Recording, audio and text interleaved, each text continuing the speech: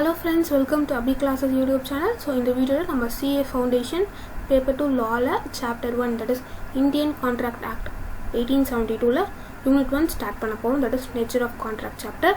இந்த chapter 1 வந்து நிறைய பேர் வந்து பார்க்கும்போது ரொம்ப பெருசா இருக்கு, ரிமெம்பர் பண்றதுக்கு ரொம்ப கஷ்டமா இருக்கு, நிறைய பேர் திங்க் பண்ற சாப்டர் இதுதான். பட் இது வந்து ரொம்ப ஈஸியான சாப்டர், லென்த்தா தான் இருக்குமே தவிர பட் ரொம்ப ஈஸியான சாப்டர் தான். So let's move on to the video. So in this chapter we are going to see about what is contract and what are the elements of contract, what are the essentials of a valid contract. அப்படினா ஒரு contract நம்ம வேலிடா இது ஒரு கான்ட்ராக்ட்னு சொல்றதுக்கு என்னென்ன essentials தேவைன்றது அத பத்தி பார்க்க போறோம். And what are the various types of contracts, what is agreement which is enforceability by law, இது எல்லாமே பார்க்க போறோம். Offer, acceptance, எல்லா டாபிக்ஸுமே கம்ப்ளீட்டா கவர் பண்ண போறோம். So first let's move on to the definition of contract. So what is contract? Contract definition வந்து Indian contract act 1872 mention பண்ணியிருக்காங்க. ஸோ இது வந்து ரொம்ப இம்பார்ட்டன்ட். நீங்கள் எந்த ஆன்சர் கான்ட்ராக்ட் படி எழுதினாலும் as per Indian contract act 1872 mention பண்ணுறது ரொம்ப இம்பார்ட்டன்ட். பிகாஸ் ஃபர்ஸ்ட் சாப்டரில் இருக்கிற ஒரே ஒரு செக்ஷன் இதுதான். ஸோ மறக்காமல் இந்த இந்தியன் கான்ட்ராக்ட் ஆக்ட் 1872 நல்லா ரிமெம்பர் பண்ணிக்கோங்க. Okay, what is contract? Any agreement enforceable by law is called as contract. Any agreement which is enforceable by law is called as contract. அக்ரிமெண்ட்னா என்ன, என்ஃபோர்ஸபிள் பை லானா என்ன? Any அக்ரிமெண்ட்னா என்ன? இப்போ ஏ B ரெண்டு பேர் இருக்காங்க. ஏ வந்து பி கிட்ட வந்து நான் வந்து 5 ஆப்பிள்ஸ் தரேன்னு சொல்கிறாங்க. நீ 5 ஆப்பிள்ஸ் கொடுத்தீங்கன்னா பி வந்து என்ன சொல்கிறாங்கன்னா நான் உங்களுக்கு 5 ஆரஞ்சஸ் கொடுக்குறேன்னு சொல்கிறாங்க. ஸோ ஏ வந்து பிக்கு 5 ஆப்பிள்ஸ் கொடுக்குறேன்னு அக்ரி பண்ணிட்டாரு. பியும் வந்து இந்த 5 ஆப்பிள்ஸை வாங்கிட்டு நான் 5 ஆரஞ்சஸ் ரிட்டர்ன் உங்களுக்கு கொடுக்குறேன் அப்படின்னு சொல்கிறாரு. இதுதான் அக்ரிமெண்ட். ரெண்டு பேருமே வந்து அக்ரி பண்ணிட்டு வாங்கிட்டாங்க. And it should be enforceable by law. லாவால் அக்செப்ட் பண்ண முடிஞ்சிச்சுன்னா அதை வந்து நம்ம கான்ட்ராக்ட்னு சொல்லுவாங்க. சும்மா விளையாட்டுத்தனமாக ஏதாவது பண்ணுறது, லாக்கு இல்லீகலாக பண்ணுறது வந்து கான்ட்ராக்டில் வராது.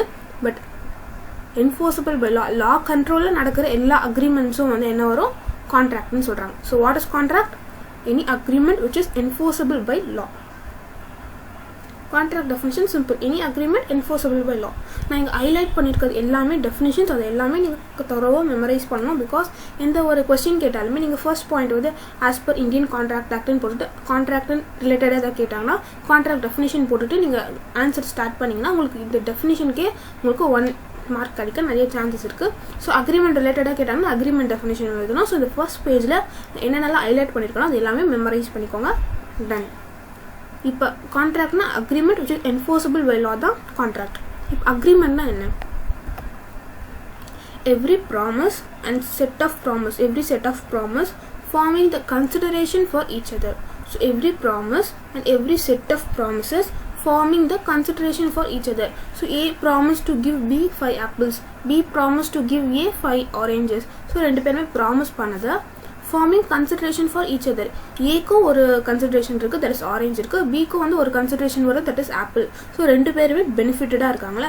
ஸோ இதுதான் வந்து அக்ரிமெண்ட்னு சொல்லுவாங்க. இந்த அக்ரிமெண்ட் வந்து லாக்கு ஏற்ற மாதிரி இருந்துச்சுன்னா, லா கண்ட்ரோல் இருந்துச்சுன்னா, என்ஃபோர்ஸபிள் பை லாவாக இருந்துச்சுன்னா அது வந்து கான்ட்ராக்ட்னு சொல்லுவாங்க. ஸோ அக்ரிமெண்ட்னா என்ன? Every promise and every set of promise, தனியாக பண்ணுற ப்ராமிஸாக இருந்தாலும் சரி, எவ்ரி செட் ஆஃப் ப்ராமிஸ் நிறைய ப்ராமிசஸாக இருந்தாலும் சரி, forming consideration for each other, ரெண்டு பேருக்குமே ஏதாவது ஒரு பெனிஃபிட் ஆர் ஏதாவது கன்சிடரேஷன் இருந்தால் மட்டும்தான் அது அக்ரிமெண்ட்னு சொல்லுவாங்க.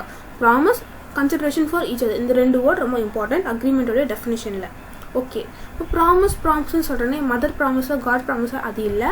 இது வந்து ப்ராமிஸ்ன்றது அதோட டெஃபினிஷன் பார்க்கலாமா?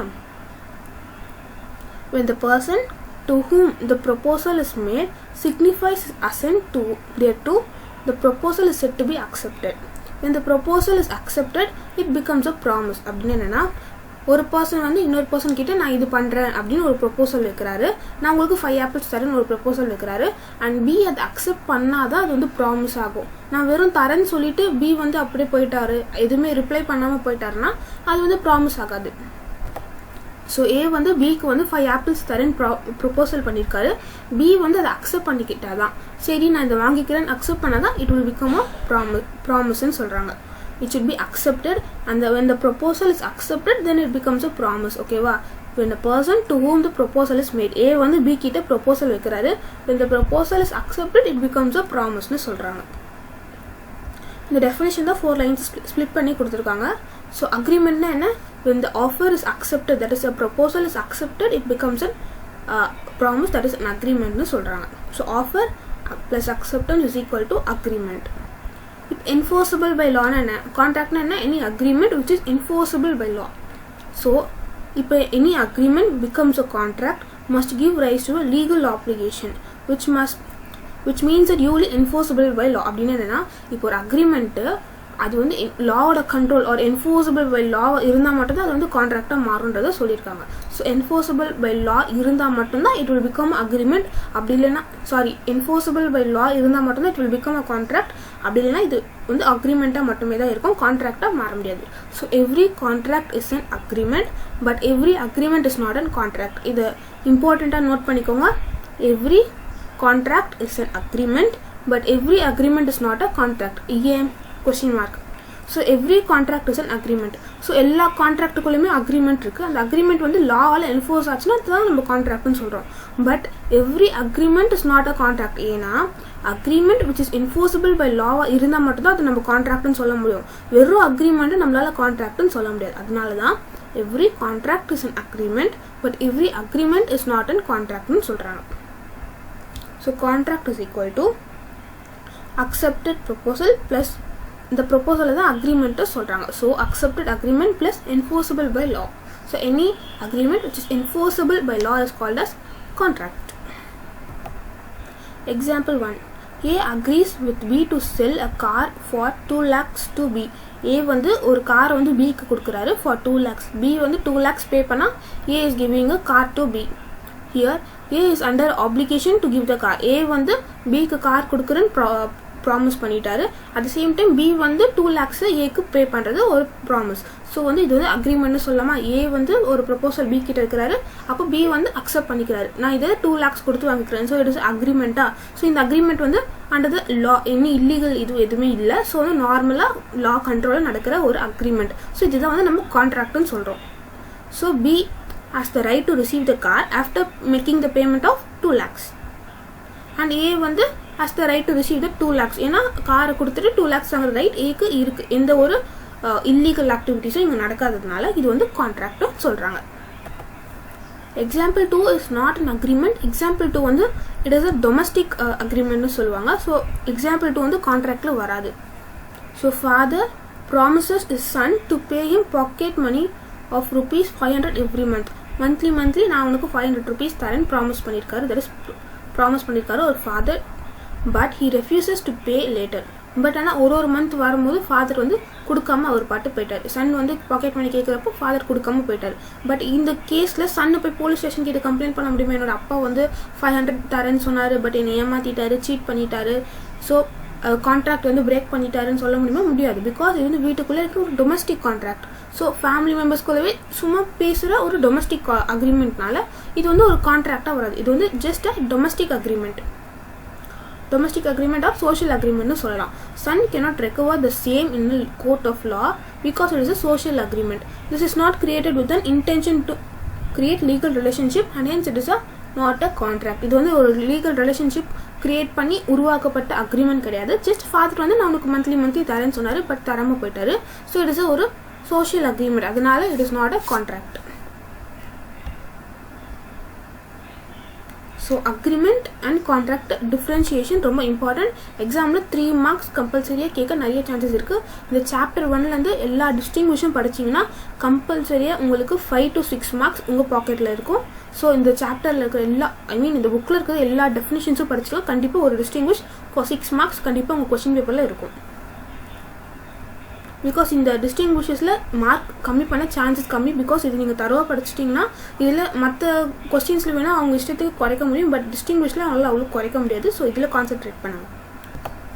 So agreement and contract. First point some easy point. நம்ம டெஃபினிஷனில் பார்த்த சேம் பாயிண்ட் தான். கான்ட்ராக்ட்னா any agreement which is enforceable by law is called as contract. Agreement every promise and every set of promises forming the consideration for each other is called as agreement. So first point easy, done. Okay, next, agreement is a wider term but contract is a narrow sense னு சொல்றாங்க. ஏன் agreement widerன்னு சொல்றாங்கன்னா agreementல வந்து social agreementum இருக்க முடியும் and legal agreementum இருக்க முடியும். நான் previous exampleல பார்த்தோம்ல, A வந்து B க்கு கார் விக்கிறது வந்து legal agreement, அதுல எது illegal activities இல்ல. பட் ஃபாதர் வந்து சன்னுக்கு ப்ராமிஸ் பண்றது வந்து social agreement. ஸோ agreementல வந்து லீகலும் இருக்கு சோஷியல் அக்ரிமெண்ட்டும் இருக்குது. ஸோ அதனால் அக்ரிமெண்ட் இஸ் அ வைடர் டேர்ம்னு சொல்கிறாங்க.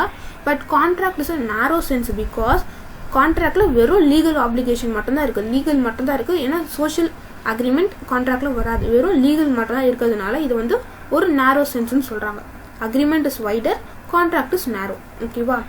Third point, legal obligation. So அக்ரிமெண்ட்டில் it may not create legal obligation. Legal obligation கம்பல்சரியாக இருக்கணும்னு அவசியம் இல்லை.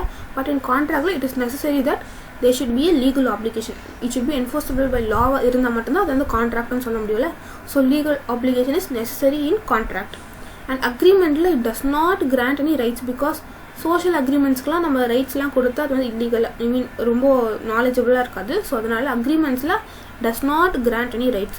பட் கான்ட்ராக்டில் இட் கிராண்ட் சர்டன் ரைட்ஸ் கொடுக்குதுன்னு சொல்கிறாங்க. நேச்சர், நான் டெஃபினேஷன் அப்போ சொன்னால all agreements are not contract but all contracts are agreements. So அந்த பாயிண்ட் ஒரு பாயிண்ட்டாக இங்கே ஆட் பண்ணியிருக்காங்க. ஸோ சிம்பிள் 4 பாயிண்ட்ஸ் ஈஸியாக படிச்சிடலாம்.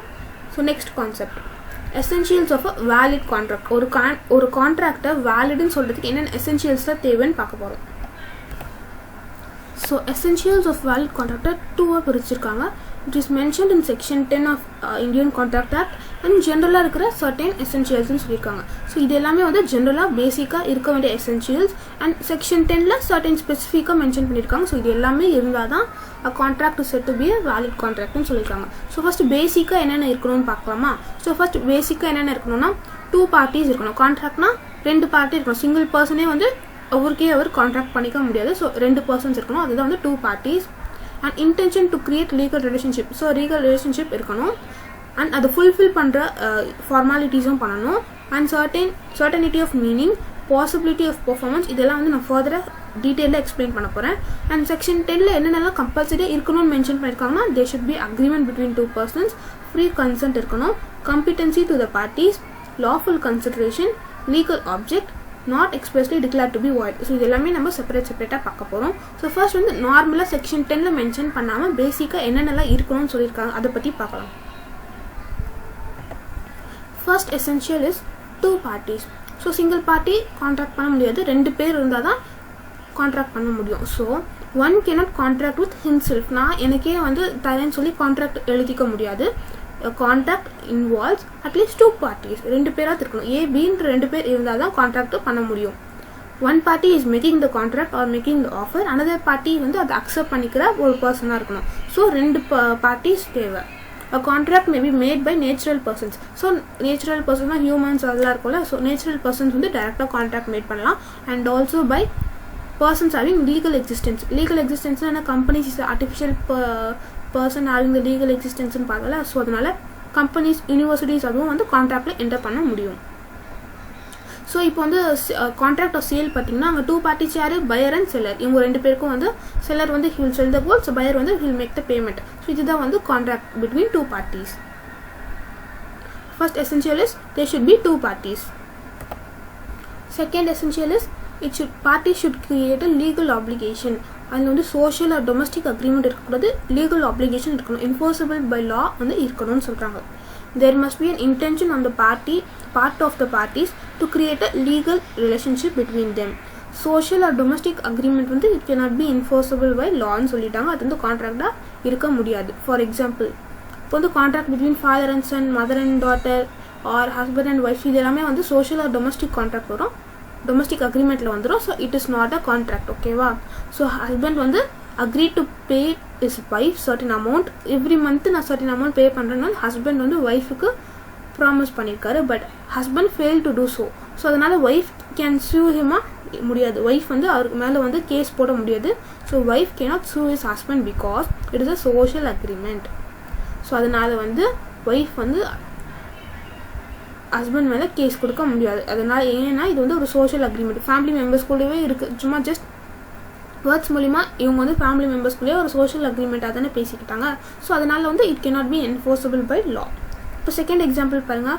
சன் வந்து லெக்பால் வந்து promises to pay 5 lakh to son. அவர் வந்து 5 lakh நான் உனக்கு பே பண்ணுறேன், நீ வந்து சிஏ எக்ஸாமில் பாஸ் பண்ணிட்ட அப்படின்னு சொல்லியிருக்காரு. On passing the exam the son claims the money.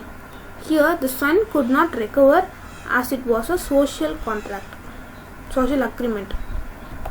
So வந்து எக்ஸாமை பாஸ் பண்ணிட்டாங்க சன் வந்து பாஸ் பண்ணிட்ட பிறகு ஃபாதர் கிட்ட அந்த அமௌண்ட் கொடுங்கன்னு கேட்குறாங்க. ஃபாதர் ரெஃப்யூஸ் பண்ணிட்டாரு. ஸோ இங்கே வந்து அவர் வந்து 5 lakh நீங்கள் கொடுத்தே ஆகணும்னு நிற்க முடியாது. ஸோ வந்து he cannot வந்து sue that amount because it is a social agreement. Example 7, A sold goods to B. So இதெல்லாம் வந்து லீகல் அக்ரிமெண்ட், அதனால இது வந்து ஒரு கான்ட்ராக்டாக இருக்கலாம். So A sold goods to B on condition that he must pay the amount within 30 days. 30 daysக்குள்ளே நீ இந்த amount pay பண்ணிட்டீங்கன்னா நான் இந்த கூட்ஸ்லாம் உனக்கு சேல் பண்ணுவேன்னு சொல்கிறாரு. So A intended to create a legal relationship with B. A வந்து நீங்கள் இந்த பேமெண்ட் பண்ணிங்கன்னா நான் இவ்வளோ கூட்ஸ் கொடுப்பேன், லீகல் ரிலேஷன்ஷிப் கிரியேட் பண்ணியிருக்காங்க. So it is a contract. இப்போ B பே பண்ணலன்னா A can sue B. Third essential is certain formalities has to be complied. அப்படின்னா என்னென்னா கான்ட்ராக்ட் வந்து நம்ம ஓரலாகவும் இருக்கலாம், ரிட்டனாகவும் இருக்கலாம். ரிட்டனில் இருந்தால் மட்டும்தான் அது கான்ட்ராக்ட், ஆனால் இல்லை, it can be oral as well as in written. So வாய் வழியே வேர்ட்ஸில் சொல்கிறதும் இட் இஸ் அ கான்ட்ராக்ட்னு சொல்கிறாங்க. பட் ஒரு சில கான்ட்ராக்ட்ஸ் மட்டும் கம்பல்சரியாக ரைட்டிங்கில் இருக்கணும். ஸோ அதுக்கு மட்டும் நம்ம வந்து ஓரலில் அக்செப்ட் பண்ண முடியாது. அந்தமாரி சர்டன் கான்ட்ராக்ட்ஸ்லாம் இருக்குது. ஸோ அந்த சர்டன் கான்ட்ராக்ட்ஸ் வந்து என்னென்ன ஃபார்மாலிட்டிஸ்லாம் ஃபில் பண்ணணும் அது எல்லாமே கம்ப்ளீட்டாக கம்ப்ளை பண்ணணும் அப்படின்னு சொல்கிறாங்க. ஃபார் எக்ஸாம்பிள் கான்ட்ராக்ட் ஆஃப் இன்சூரன்ஸில் நம்ம வேர்ட்ஸ் மூலிமா சொல்ல முடியாது, ரிட்டனில் தான் இருக்கணும். ஸோ அந்தமாரி எக்ஸாம்பிள்ஸ்லாம் இருக்குது. Next is certainty of meaning. Fourth essential is certainty of meaning. அப்படின்னா agreement should be certain. It should not be vague or indefinite. அது வந்து சொல்லவே முடியாது. இப்போ அக்ரிமெண்ட்னா இவ்வளோ டன்ஸ், இவ்வளோ கிலோஸ், அந்த மாதிரி மெஷர்மெண்ட் பண்ணுற மீனிங்கில் இருக்கணும், சர்டனிட்டியாக இருக்கணும். அது வந்து என்னன்னே சொல்ல முடியாது. அந்த மாதிரி ஸ்டார்ஸ் இன் த ஸ்கை அந்த மாதிரிலாம் நம்ம சொல்லக்கூடாது. ஸோ இட் ஷுட் பி சர்டன்னு சொல்கிறாங்க. So this is certainty of meaning. It should be certain. It should not be vague or indefinite இருக்கக்கூடாது. It should be certain சொல்கிறாங்க. Example is A agrees to sell to B 100 tons of oil. So எவ்வளோ tons of oil? 100 tons of oil சொல்லியிருக்காங்க. There is nothing certain in order to show that what kind of oil was intended for. இப்போ வந்து A வந்து Bக்கு வந்து 100 tons of oil சொல்லியிருக்காங்க. But ஆயிலில் different varieties, cooking oil, coconut oil, அந்த மாதிரி நிறைய பிராண்ட்ஸ் ஆஃப் ஆயில் இருக்குது. என்னென்ன சர்டனாக ஸ்பெசிஃபிக்காக அவங்க கொடுக்கல. ஸோ அதனால் சர்டனிட்டி ஆஃப் மீனிங் இல்லை. ஸோ அதனால வந்து இது வந்து சர்டன் கிடையாது அப்படின்னு சொல்கிறாங்க. பட் நெக்ஸ்ட் எக்ஸாம்பிள் பாருங்கள். XYZ agreed to lease the land to Mr. A for indefinite years. The contract is not valid as the period. நீங்கள் வந்து எங்களோட லேண்டு வந்து லீஸ் பண்ணிக்கோங்க அப்படின்னு சொல்லிட்டு கொடுக்குறாங்க. XYZ வந்து அக்ரி பண்ணி மிஸ்டர் ஏக்கு கொடுக்குறாங்க. பட் எவ்வளோ இயர்ஸ்க்குன்னே சொல்லவே இல்லை. அவர் சாகுற வரைக்கும் அவர் அந்த லேண்டு வச்சுக்கலாமா, இல்லை 10 yearsா, இல்லை 5 yearsக்கா, இல்லை அட்லீஸ்ட் ஒரு 2 monthsக்கு கொடுக்குறீங்களா, என்னென்ன டெஃபினட்டாக சொல்லாமல் என்னென்ன எடுத்துக்கிறது. ஸோ இது வந்து ஒரு சர்டனிட்டியாகவே இல்லை. ஸோ எவ்வளோ நீங்கள் எந்த கான்ட்ராக்ட் பார்க்குறீங்களோ அதில் ஒரு சர்டனாக இருக்கணும், ஒரு மீனிங்ஃபுல்லாக இருக்கணும்னு சொல்கிறாங்க. இதுதான் வந்து சர்டனிட்டி ஆஃப் மீனிங். எவ்வளோ டேர்ம் ஆர் எவ்வளோ, இப்போ ஆயில்னால் எவ்வளோ ஆயில் இருக்குது, அதேமாதிரி என்ன கைண்ட் ஆஃப் ஆயில், இது எல்லாமே ஸ்பெசிஃபிக்காக சர்டனாக சொல்லணும்னு சொல்கிறாங்க. அதுதான் வந்து 4th essential. So next is possibility of performance of an agreement. Agreement form பண்ணல, அது ஒரு பாசிபிலிட்டி இருக்கணும். எனக்கு ஸ்கையில் இருக்கிற 5 stars நீங்கள் பிடிச்சி போட்டிங்கன்னா நான் வந்து உங்களுக்கு யூனிவர்ஸில் இருக்கிற 5 planets உங்களுக்கு பிடிச்சி தரேன். இது வந்து பாசிபிளாக? நோ. அக்ரிமெண்ட்னு ஒன்று இருந்துச்சுன்னா இட் ஷுட் பி பாசிபிள். அது வந்து செய்யக்கூடியதாக இருக்கணும். அப்போ தான் வந்து அதை வந்து நம்ம கான்ட்ராக்ட்னு சொல்ல முடியும். So terms of agreement should be capable of performance. அதை நம்ம பெர்ஃபார்ம் பண்ணுற மாதிரி இருக்கணும்னு சொல்கிறாங்க. An agreement to do an act impossible in itself cannot be enforced. So ஒரு அக்ரிமெண்ட் அது அது பெர்ஃபார்ம் பண்ணவே முடியாதுன்னு சொல்கிற ஒரு agreement cannot be a contract. Example, A agrees to B to discover treasure by magic. நீ ஏதாவது மேஜிக் பண்ணி புதையலை கண்டுபிடின்னு சொல்கிறது வந்து it is impossible. So the agreement is not enforceable சொல்கிறாங்க. இப்போ வந்து நம்ம வந்து பேசிக்காக இருக்கிற essentials பார்த்தோம். Next is what are the essentials of a valid contract as per section 10. So அதை வந்து நான் நெக்ஸ்ட் வீடியோவில் அப்லோட் பண்ணுறேன். This is introduction part of this Indian contract act. இது வந்து இன்ட்ரடக்ஷனில் இந்த வீடியோவில் இருக்கிற எல்லாமே ரொம்ப இம்பார்ட்டண்ட். ஸோ இதில் இருந்து வேணாலும் ஃபர்ஸ்ட் யூனிட்டே ரொம்ப இம்பார்ட்டன்ட். இதிலேருந்து வேணால் நிறைய கொஸ்டின்ஸ் கேட்க சான்சஸ் இருக்குது. ஸோ நிறைய கான்சன்ட்ரேட் பண்ணி படிங்க அண்ட் இந்த டெஃபினிஷன்ஸை நல்லா தரோ பண்ணி வச்சுக்கோங்க. So I will meet you இந்த next video. Thank you so much. மறக்காமல் இந்த வீடியோ உங்களுக்கு யூஸ்ஃபுல்லாக இருந்துச்சுன்னா கமெண்ட்டில் மென்ஷன் பண்ணுங்கள். எக்ஸ்பீரியன்ஸ் எப்படி இருக்குது, ஃபர்தராக இன்னும் என்னென்ன வீடியோஸ்லாம் வேணுன்றதை கமெண்ட்டில் மென்ஷன் பண்ணுங்கள். I will try my best to upload all your suggestions. Thank you so much. And மறக்காமல் சப்ஸ்கிரைப் பண்ணிவிடுங்க. பாய்.